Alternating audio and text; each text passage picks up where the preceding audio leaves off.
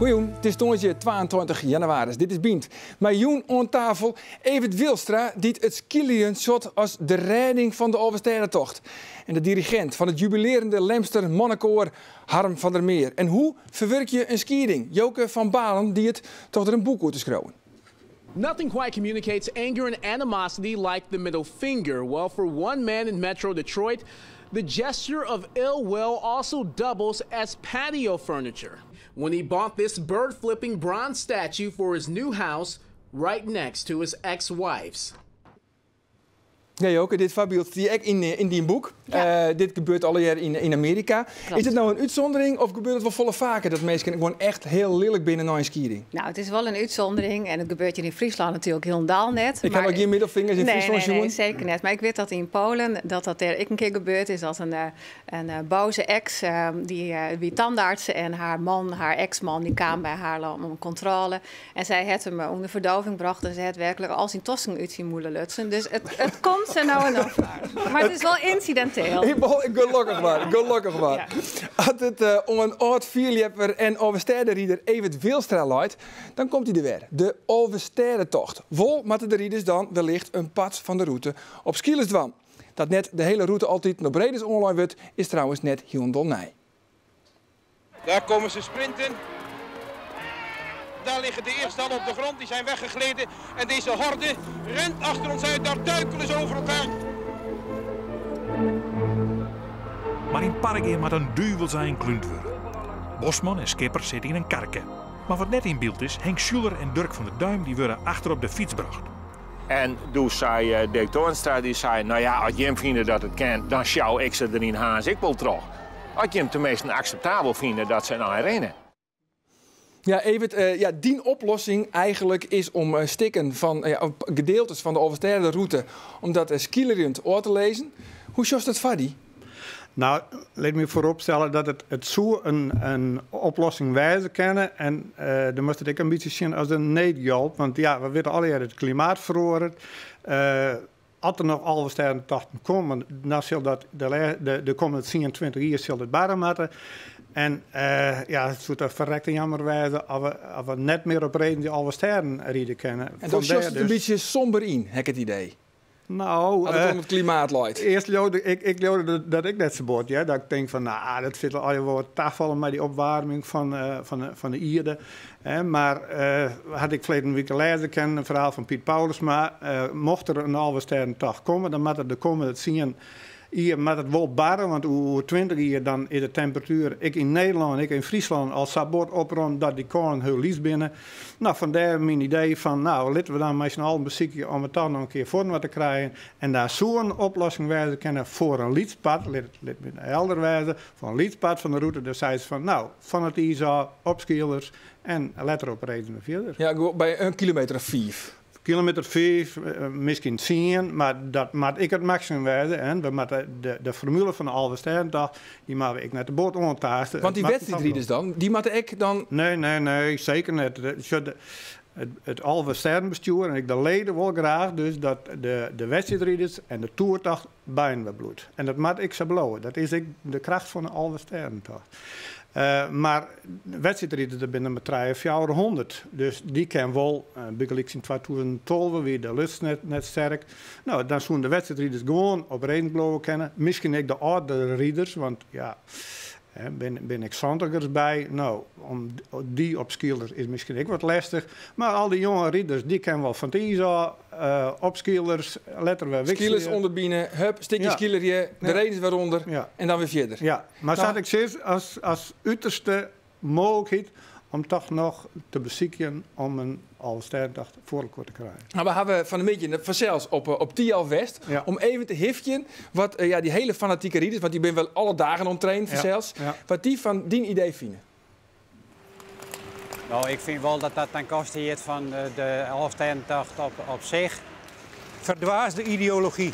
Het lijkt me logistiek een beetje moeilijk om daar 24.000 begeleiders in balk met skilers klaar te zetten. Dat wordt een beetje een probleem, denk ik. Het is, vind ik, dat de afbreuk aan het feit van de echte Overstedentocht. Verdwazing. Pure verdwazing. Ja, een Overstedentocht, je hebt de partij en nergens anders.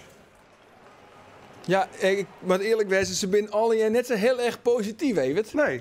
Nee, maar dat weet je. Als toen al sterrental gaat, dan ben ik gewoon ervoor en ben het zien. En zo die praktische problemen, die kan je oplossen. En in de skiernis hebben we tal van acties gaan om het vorm wat te krijgen.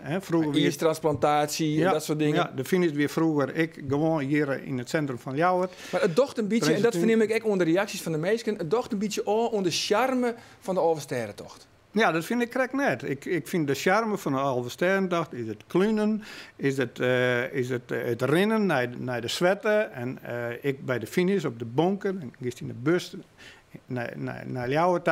Dus het is de charme net om. Maar ik zou wel de praktische problemen die het oplossen moesten. Maar dat ik zeg van, het is een voorzet, West Mijlkoor hoe praten moesten van, is dit een oplossing om in een volgende situatie, in de toekomst, toch nog een keer een Alversterentocht te organiseren. Ja, want Joert stuurde dus een instuurde brief vandaag in de kranten. Ja.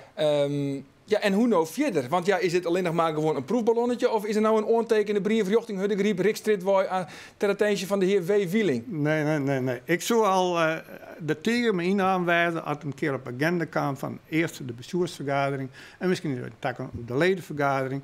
Want ik ben er wist van dat we zitten in een tiertrek van een jaar 15, dat het zeker een keer op agenda komt zal, omdat het heel dit lastiger worden zal om een volslijn Alversterentocht te organiseren voor 24 mensen oer het is. Dat wordt heel lastig. Ik ben benieuwd. Succes. Harm van der Meer, jij bent dirigent van het Lemster Mooiskoor. Al jaren. En dit jaar is er dus je vierde het jubileum. Je kunt wel aardig goed vinden, hè, al die Lemsters. Ja, ik viel me er ook zo tussen al die Lemsters. Want ja... Het is toch roeg volk, toch? Ja, het heeft een Lemster sfeer, hè. En misschien komt het ook wel dat ik ben in de voorstatie van Lemmer. Dat we banden gaan. En dat leidt dicht zijn Lemmer aan. En daar heb ik me altijd ook zo thuisgevoeld. En toen vroeg het Lemster koor op een gegeven moment, toen ik nog zo'n jonge snotnoor met lang zwart hier. En het hier op de schouders. Of ik dirigent van hem wilde worden. En toen zei je ja? Ja, ik hier muziek studeren en dan ben ik naar mij wandelen en ik zei ja, dat lijkt het me schoon daar. Ja, want dit weekend is het officiële jubileumconcert op Lemmer. Dat is deze week wie de generale repetitie en daar hebben we beelden van.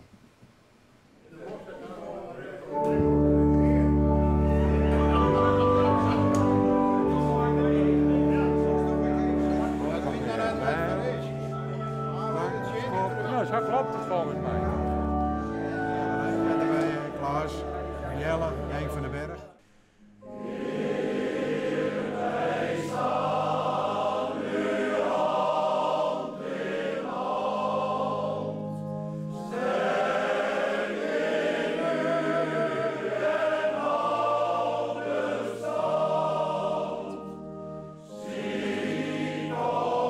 We hebben volle druk een ploeg gekregen.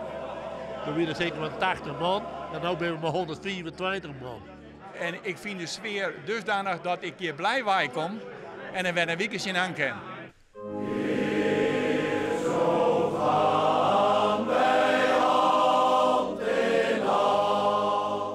Hij is ook zo familiair hè, met u. Hij kent de Lemsters, hij komt zelf uit Bantegea.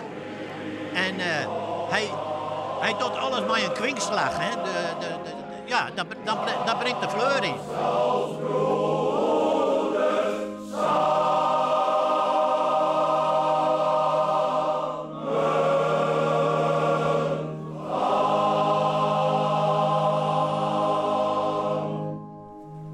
Je hebt jongen toch oors nooit op een film. Ja, van de meer dat we oude manje. Een koor, 124 man sterk. Kun je jullie wat in de strengen horen? Ja, heel goed. Hoe doe je dat? Ja, hoe doe je dat? Het is wat moeilijk te zeggen. Er zijn zoveel dingen die een dirigent moet. Hij moet leider worden, hij moet prikkelen. Hij moet zorgen dat ze op een repetitie komen.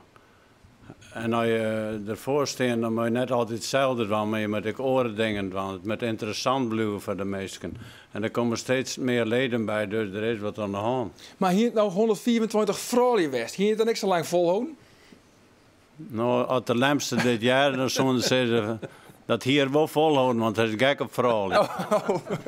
Maar je had er wel even Utwest, toch? Als dirigent zijnde bij het Lemster Mannenkoor. Ja, toen was ik niet jong en toen waren er ook uitdagingen en toen heb ik dat even geprobeerd en dat weer goed. Ik heb korpsen en koren altijd in. Maar toen zag het ledental zodanig dat ze mij bij bellen dat ik bij dirigent worden. En toen waren ze zakken tot ongeveer 40 en ik hier er altijd een 85. Ik zei, nou, had je met hetzelfde aantal leden wegkrijgen en dat duurde maar even, toen belden ze me al en toen zijn ze binnen weer, moet je wegkomen. Maar zo, Lemmer, dat is muzikaal en het is sociaal, zou ik het wel stellen. En wat voor man ben dat dan, die er al is, en we leiden mijn, maar ja, dat is die chemie die er ontstiert als die eigenschappen met dirigent en koor goed binnen. Maar die persoon die al hier in het koor zitten, die 120 man, wat voor man ben dat? Alle soorten mensen houden erbij. Die komen oerlwaai, die komen net alleen uit Lemmer, maar ze proeven wel de Lemster sfeer. En daar groeien ze helemaal in. En dat is fantastisch. Ja. Want je treedt een soort op. Is dat eigenlijk het mooiste wat er is, het optreden? Ja, wij prachtige reizen maken en we hebben oerl optreden. We hebben bijvoorbeeld in de Dom in Trier hebben een prachtige optreden gehad. Toen hebben we de man in de hoeken van het kerk roepen en toen kwam het publiek, het wederholige volk, die kwam dan het daarin en toen hebben we a cappella een stuk of jouw lieden gezongen. En het was een grote belevenis. Ja, ben je een showman? Je moet toch een beetje een showman wezen, toch? Als je dirigent bent van zo'n groot koor. Die had er wel bij. Zo, we hebben een prachtige dvd maken en als die shows, dan shows wel dat ik wel wat een showman ben, maar dat ik het ook intens meen met de meesten. En dat het een prachtige opname was. Dat de Stienemars in Eren. En dan kwam die man opeens uit de zeewei in hun pakken te vastgien. En dan stond ik aan de andere kant te dirigeren. Dat was een prachtige opname. Ja. Nou ja, No Sneun is dus het eerste jubileumconcert om 8 uur in de gereformeerde kerken op Lemmer. Soort succes erbij, Van der Meer. Dankjewel. We blijven nog even bij de muziek. Ongeveer hetzelfde genre. Emiel van de Hoenekop, hij riet 2400 kilometer hier naar Portugal voor een optreden. Maar voordat er voortging, zette er dus een versje met de titel Iets dwars oer naar het Portugees. In deze laatste aflevering het resultaat.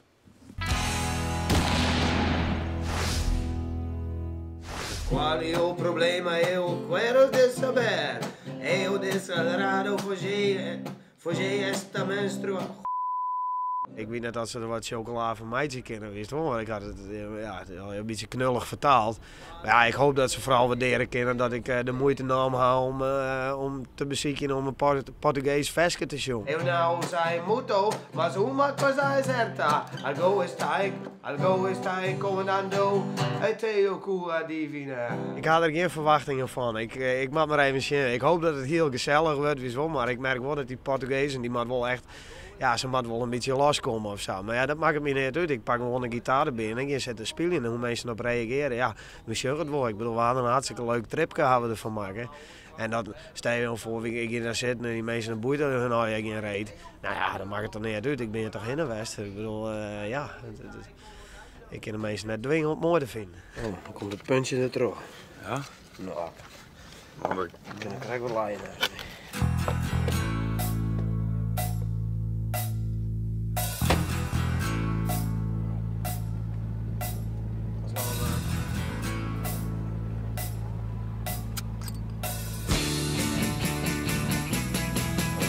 Mensen kennen die net, doe ik die mensen net, doe wist net hoe de mensen reageren zullen.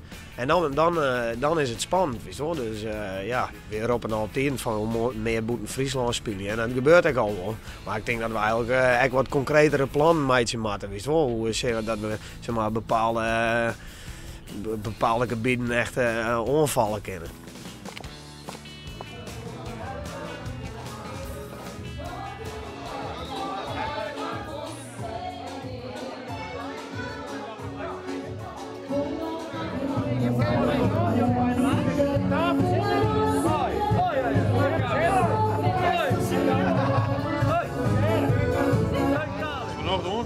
Ja, tuurlijk. Ja. Ik ben heel benieuwd. Ja, ik kan hem wel nog doen, ja. Dat is wel wat oors, hoor.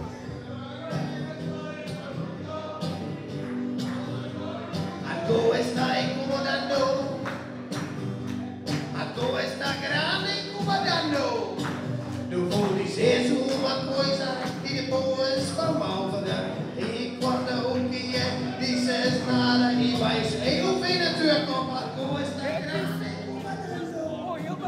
Esse filmado.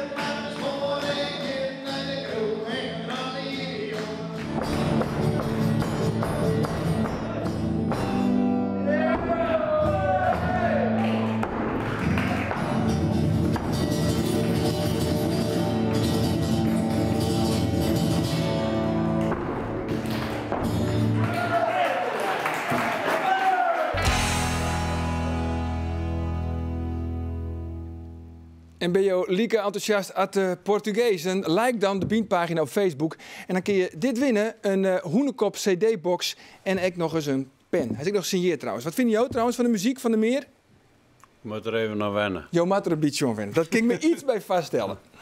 Ik mis alleen je guacamole. Dat is een boek met tips en trucs van vrouwen om een skiering te verwerken. En de schrijfster Joke van Balen praat uit eigen ondervinding. Ja, Joke, wat wie is daar speciaal om de guacamole van die ex? Nou, dat is eigenlijk een grapje. Hij maakt helemaal geen guacamole. Hij maakt helemaal geen guacamole. Nee, het is een inwisselbare titel. Dus ik zie het bijvoorbeeld bij de kapper en de kapster zei, die ziet ik in de scoring. Ik mis alleen nog die macaroni. Dus het is eigenlijk maar een grapje. Ja, het is een persoonlijk verhaal. De beschrijft die eigen ervaringen eigenlijk. Voor een deel wel. Ja. Ja, toch? Of van een pad. Net alles is net alles echt. is autobiografisch, nee. Want dan komt uit Massum en heel Massum zit echt mij smart hier op te wachten, hè? Ja, wie weet. Ik weet het wel zeker. Ja? Okay. Ik weet het wel zeker. Want mooi luidt het in de winkel, toch? Ja, klopt. Ja, mooi luidt het in de winkel. Oké. Nou ja, om even een idee te krijgen, zullen we even een stukje van lezen? Ja, dat is goed. Ja, dat hebben we net oefenen, maar we doen het gewoon wel. Oké. En dat gaat over, want je zit in dat beschreeuwt in verschillende fases, want je komt de skamte en lilkens en wat voor fase heb je nog meer? Ja, nou het gaat over steeds maar het verwerken van een skiering en dat hek ophong steeds maar aan anekdotes en soms is het autobiografisch, soms chargeer ik wat en het begint eigenlijk maar een fase van ontkenning en dat is een soort schaamte en dan komt hij naar een fase van schuld of van woede en dan komt hij in de onderhandeling en hartzeer en uiteindelijk als het goed is komt hij in de fase van de acceptatie. Oké, en welke fase is dat nou? Ik zit in de fase van de acceptatie. Van de acceptatie. Ja. Dat hier is zo'n idee hier komen. Nou, gelukkig maar. Maar we zullen een stukje lezen van de fase van de woede. Klopt. En dat begint, hè? Ja. Ik neem de theepot mee. Is dat zo? Waarom zeg je dat? Mag ik de theepot soms niet mee? Nou, die theepot komt uit mijn familie, van mijn moeder, dus feitelijk is die van mij.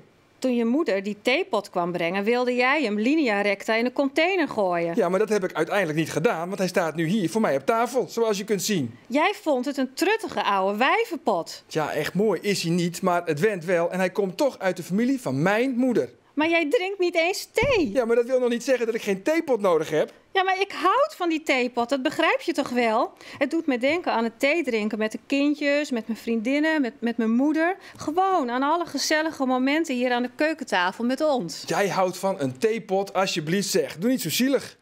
Jij doet dit alleen maar om mij dwars te zitten. Jij gunt mij niet eens een theepot. Jij gunt mij helemaal niks. Wat ben jij toch een ongelofelijke egoïst. Weet je wat? We gooien het ding alsnog in de container. Probleem opgelost. Tuurlijk, gooi die pot maar weg. Maak mijn mooie theepot maar kapot. Net zoals jij alles in mijn leven kapot maakt. Nou ja, en zo staat er dus vol mijn anekdotes, persoonlijk dus ik.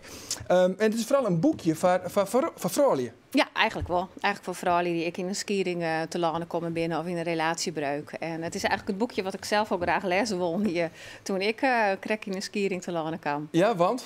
Nou, het is natuurlijk een heel emotioneel proces. Je bent heel lang te geweest en dan als dan zo'n huwelijk eindigt steeds maar, dan moet je dat verwerken. En, wat voor zelf het dreigst eigenlijk van de skiering? Nou, dat je een heel soort feel en dat alles terugkomt en dat ik eigenlijk net goed grip kon krijgen van, nou, hoe zit dat dan precies? Ik wil graag weten hoe de dingen zitten. Dus ik hier wel verletten om wat hou vast. En dan iemand die zei van, nou, dat is heel normaal dat je nou zo viel. Het is heel logisch dat je hem gesprekken mis Jerry, want dat ken ik net ooit. Je zit erbij in een orenfase. En dus ik hier wel behoefte aan iemand die zei van, nou, het is goed zo en dit kan gebeuren en dat. En ik een beetje lucht. Ja. Nou ja, alles leidt nou aan op stritten. Want het is al je beschreven in dit boekje. En ik me vaststellen, Marsum smult nou al. Want er zijn hele privé dingen worden ik beschreven. En ik hoe die zelf, hoe die band, hoe die ex. Vies dat ik net een beetje spannend. Van dat je dan eigenlijk bezit wordt van het dwarp. Wat elke niet weet nou azen. Ja. Dat het bij je misgien is. Nou, dat wisten ze al. Oké. Maar hoe alle details zitten nou aan in dit boekje? Het is functioneel autobiografisch. En ja, ik schrijf elk hoofdstuk, begin ik steeds maar een anekdote vanuit mijn leven. Om steeds maar die fase, bijvoorbeeld schaamte of schuld, steeds maar rond op te hingen. En het is net mijn hele skiering luid op tafel. Dus dan weet je het helemaal net. Ja, nee. En dit over die theepad is ik helemaal net wie gebeurd. Het is gewoon verzonnen en het is volstrekt inwisselbaar. Dus, maar het is wel voor een pad autobiografisch. Is het wel. En wat vindt hij extra eigenlijk van? Nou, die vindt het natuurlijk ik wel spannend, maar die vindt het ik wens me succes en die vindt het ik stoer en die weet ik dat. Maar hij had het nog net lezen? Nee, hij had het wel even zien, maar hij had het nog net lezen. En, maar hij weet ik wel dat als je een boek maakt, het is bedoeld steeds maar voor oren om zich in te herkennen. Dus dan zie je anekdotes en voorbeelden uit die orenvrouw en ik mooi maakt. Dus bijvoorbeeld dat je communicatie vers rint, of dat je boos wordt, of dat je ruzie krijgt over een theepot. Dus ja, dat hing je aan elkaar op. En ja. Maar do beschreef die man of die ex als een egoïst en een narcistische man. Ja, in deze dialoog. Ja, wat is? Kan hij hem daar een beetje in vinden? Nee, natuurlijk niet. Maar ik hier een gesprek met een mediator en die joeg ik om van... het is heel opmerkelijk, zei ze, alle vrouwen die dan in een echtscheiding te landen komen, die nemen hun man een egoïst of een narcist. Dus dat zet ik dan in mijn boek. Dus dat verzin ik dan, dat chargeer ik. En dat is ik heel logisch, want als je steeds maar trouwd bent of nog samenwonen, dan heb je hetzelfde belang. En dan op een keer uit elkaar en dan wil je beide wat oors. En dan denk je opeens, dat denkt lekker om jezelf, dat is lekker egoïstisch. Dus dan krijg je al heel snel dat de i en de oor van egoïst uitmaakt. Maar dat is natuurlijk feitelijk uit het wat genuanceerder, hè? Uiteraard. Nou ja, morgen luidt het dus in de winkel. Als vrouwen dit nou lezen, wat hopen stonen dat zij ervan leren? Er zitten al je trucjes in, of trucjes, ben net echt trucjes, maar wat tips misschien. Ja. Wat voor gevoel moeten die vrouwen dan als het aan zijn uit hebben? Nou, dat het wel goed komt en dat je er uiteindelijk sterker terug wordt. En je moet, ik zwaar je dat je leren van wat je mooi maakt. En ik hoop dat ze wat vertrouwen weer vinden in hunzelf. En dat ze denken, met jij erbij, het is oké. En dit ken ik dan om maar mijn schaamtegevoelens om te gaan of maar mijn woedegevoelens. Dus dat ze er ik wat van opstekken. Oké, nou nogmaals, ik mis alleen je guacamole. Leidt morgen dus in de winkel en dat is commercieel sterk. Want uit de cijfers blijkt in januari binnen de meeste echtscheidings. Ja, toch? Ja, 5 januari wie zelfs D-Day, Divorce Day. Oh, Divorce Day is er zelfs. Ja. Oké, jongens, die gedankt succes morgen met die boek. Doe ik maar een idee en vanzelfs jou ook een heel soort succes met het jubileum. Ons 4. Morgen dan ben we de vanzelfs weer, dan Bien Sport. En dan bepraten we in de Frieske Sport in een soort van journalistenforum.